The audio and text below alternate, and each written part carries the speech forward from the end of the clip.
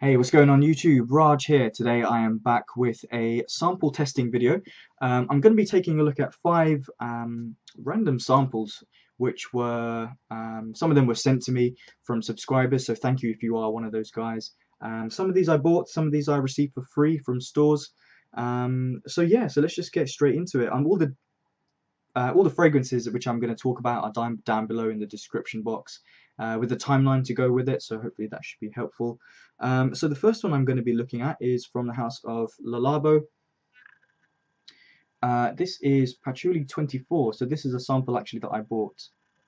Yeah, there you go, so Eau de Parfum. So in terms of notes for this fragrance, according to Fragrantica anyway, the notes are in the top there is patchouli, in the middle notes birch and styrax, and in the base note there is a vanilla. So I gotta say this is a strange fragrance in the opening. It really will it took me by surprise, and it may do the same to you. I gotta say, this is one of those niche fragrances which really do push the boundaries and kind of push the boundaries of, I don't know what you would say, maybe what is acceptable, what is wearable, and this accord in the opening is just, I haven't smelled anything like it. It's weird. I don't think I like it. Well, I definitely don't like it. But it's definitely different. So if you're looking for something different, I think this fragrance is definitely for you. In the opening, what I get is this barbecue sauce scent. Now, I've read people mention barbecue and meat and the opening smells of ham. So I don't get any of that. But what I do get is a barbecue sauce, a kind of very sweet, sugary, gloopy, thick sauce. And on top of that is a little bit of Chinese five-spice mix, just kind of sprinkled on top to give this sweetness a little bit of fire. It's a weird opening. I've never experienced anything like it. I remember the first time I actually smelled this fragrance, I sprayed it on card and I had to just throw the card right down. You know, I couldn't stand it. I can tolerate it a little bit more, but it is a little bit weird. And then as this fragrance develops, it actually gets really good. And I'm onto the dry down now in my hand.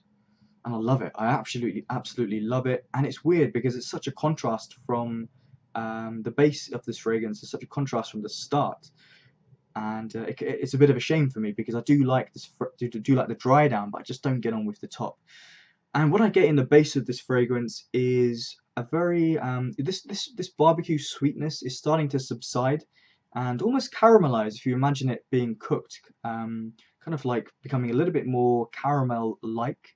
And then it turns into a sweet vanilla. It turns into a smoky incense with the patchouli. Now the patchouli is nothing too obvious. What this reminds me of is actually a patchouli infused incense stick, which is something that I actually have, and I burn that from time to time. And the base note, the dry down of this fragrance reminds me of how a room will smell after burning this patchouli infused incense stick. And yeah, it's really good. I have to say, I really like this part of the fragrance. Overall, I'm not too sure. Okay, so now going on to a fragrance that I wasn't too sure about when I first tried it, but overall I actually think it's pretty good, and this is from Tom Ford. This is Cafe Rose, part of the Jardin Noir collection. Top notes for this are saffron and black pepper. Middle notes, rose de may, Turkish rose and Bulgarian rose, trio of roses there. Base notes, coffee, incense, amber, sandalwood, and patchouli. So yeah, as I said, you know, I didn't really like this. Well, no, I didn't dislike it, but I didn't like it at the first time I tried it. I think this is one of those fragrances that you have to give give it a chance, try it a few times, and to really appreciate it, basically. So really what I get from this fragrance, and basically Cafe Rose should have been called Incense Rose, because that's really what I get. From the opening there is a kind of like a spice, a chord.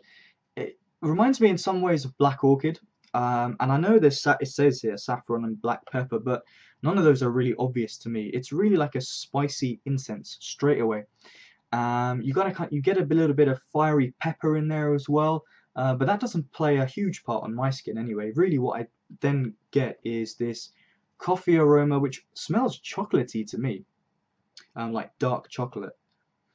And then you get, later on, after a few minutes in the development of this fragrance, a really sweet rose. It's like a thick rose oil.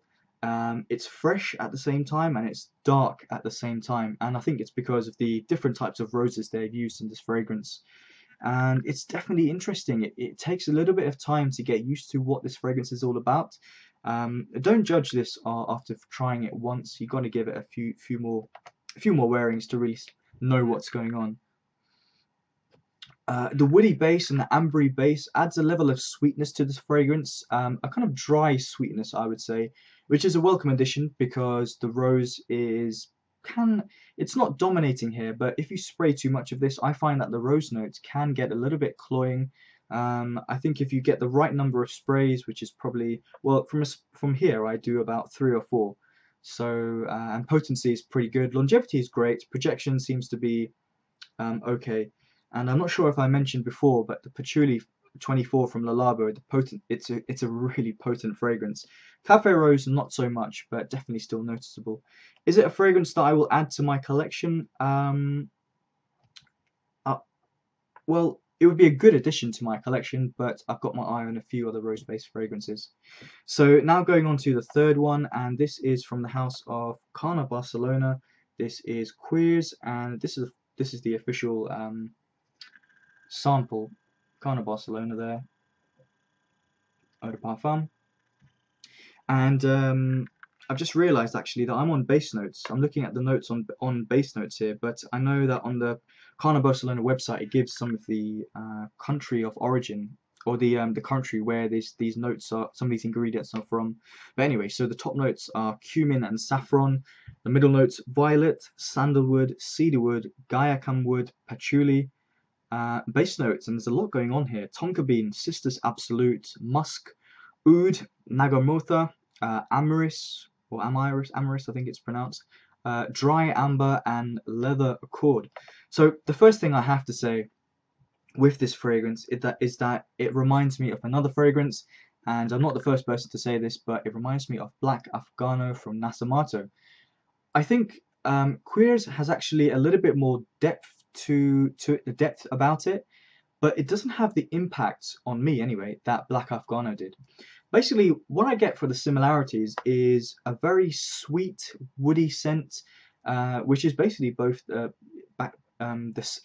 very similar in this one and Black Afghano. With this one, though, as I said, there's a little bit more depth. You get a kind of floralness coming in there, a kind of waxiness coming in there as well, maybe a green waxiness. I think that's probably coming from the Cistus, yeah, probably coming from the Cistus Absolute, which I think is also known as labdanum. Also, you get a saffron, a milky saffron lying on top of this very, very smooth leather. This is not a harsh, abrasive leather. Don't think of Knitzer 10, don't think of Bellamy from Hermes, Lone Star Memories from Tower. This is really smooth. I think this is actually an excellent fragrance. And I think you could own this if you have Black Afghano. You know, they're similar in some ways, but this one has a little bit more depth to it. It's quite interesting. There's definitely a floral element in there as well, and it lasts a long time on my skin. And the thing is, I mean, even though I've used majority of this sample, I still don't feel that I've fully got to grips with it. Yeah, I've got a little bit left, and I might save that for the summer. Actually, see how that performs in warmer weather. Okay, so going on to where are we now? I'm losing count. Fourth sample. So this is from Kiton. This is Kiton Men. So this is the official card here, and that's what it looks like inside. And yeah, I'll read out what it says here. So Kiton, it says, no other name in the world of fine Italian hand tailoring reflects such an extraordinary level of luxury, elegance, and style. Now, I've got to be perfectly honest, I've never actually heard of Kiton, but apparently they make nice suits. I've never seen one though, but I'm sure they're good. The original Kiton fragrance reflects the artisan's approach of exquisite hand tailoring, a seamless, fragrant fabric of crisp citrus, Turkish rose, and warm amber. And the notes, according to Fragrantica, are, well, a little bit different to what they're saying here, but in the top notes there is sage, bergamot, Amalfi lemon, and pineapple. In the middle there is lily of the valley and violet, and in the base there is musk, oak moss, Virginia cedar, and tonka beans. So here it's saying Turkish rose and warm amber. Anyway, okay, so what I get from this fragrance, I have to say, the opening for this fragrance, I don't like it at all. I think it's very strange.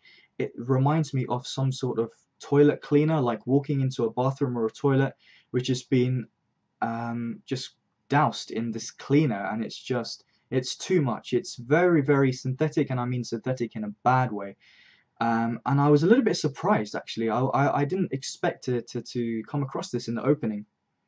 It's like a stale, it's like leaves that are like rotting or something. It's a little bit weird. I have no idea where this is coming from. I was expecting this to be a nice, fresh citrus opening, but I didn't get that at all. I think this kind of weirdness is coming from the violet leaf. Now, some people have compared this fragrance to Green Irish Tweed from Creed and Shea Bond from Bond Number 9. I don't know about Shea Bond, but I do have GIT. And the violet leaf note, for me, it's not comparable to GIT. GIT is on a totally different level. And so is Fahrenheit as well. Fahrenheit is from Dior, is on a totally different level. The violet note I'm talking about here, not the whole fragrance, just the violet notes in here. Here it just feels quite bland, very uninspiring. But this is just the opening of the fragrance. Actually, later on, after about, I would say about an hour, 45 minutes to an hour, it actually turns into something quite nice, which is weird because I didn't expect it to go that way. I thought it was just going to be not very nice from start to finish, but the rose starts to come through. It kind of opens up a little bit. It's quite sweet. It doesn't feel anything authentic, but I appreciate what they've done here. Try to introduce a rose note. Let's say Turkish rose. I don't know. It is a very sweet, fresh rose note. And in the base of this fragrance, I get a kind of very, very soft, powdery, musky amber. And the middle of this fragrance and the base of this fragrance are actually quite nice, I have to say. They definitely are. It's definitely a good fragrance overall. However, I don't feel that this is a fragrance which I can get excited about. I definitely will not be adding this to my fragrance collection, especially nowadays when I'm looking to add really like standout, outstanding fragrances to my collection. So this one just won't make it into my collection. I think it's good overall. It's quite simple, quite stripped back, but it's lacking in the opening, definitely. But this is one of those fragrances which, when you spray this on you, not in the opening, but after the opening, you will smell nice. I can't deny that. You will smell nice. But overall, I just can't get excited by this fragrance, basically. Yeah, so that's you can't like them all, basically. So going on to the final fragrance, this is Incense Oud by Kilian. This is the sample. I won't do a close-up. Not sure how well it will work, but yeah, so Incense Oud, this is part of the Arabian Nights collection, and in the top there is cardamom, pink pepper, Turkish rose, geranium and grapefruit. Middle notes are cedarwood, patchouli and Indian papyrus. In the base, incense oil, incense absolute. If they say it on the, I think I've read that this is from Somalia, the incense. I'm not 100% sure about that. I think from Somalia. And then the other base notes are sandalwood, oak moss, cistus labdanum, and musk. Now, oud hasn't been mentioned in these notes, and I don't think there's any oud. If there is, it's such a minimal amount of oud in this fragrance. It's not about oud at all in Incense Oud. It's about the incense. And I think this is, for me, this is actually one of the best incense fragrances that I've come across. I really, really like this fragrance a lot. It's kind of, it's fruity, it's sweet, it's dry. It reminds me in some ways of L'air du Désert Marocain from Andy Tower. And the rose in here is amazing. Quite similar in some ways to Tom Ford's Cafe Rose. Very, very sweet, very luxurious, very rich, and again, like Cafe Rose, this should have been called Incense Rose, because that's basically what I get from this fragrance. There is a fieriness coming in there, which could be coming in from this, maybe the saffron, sorry, not the cardamom.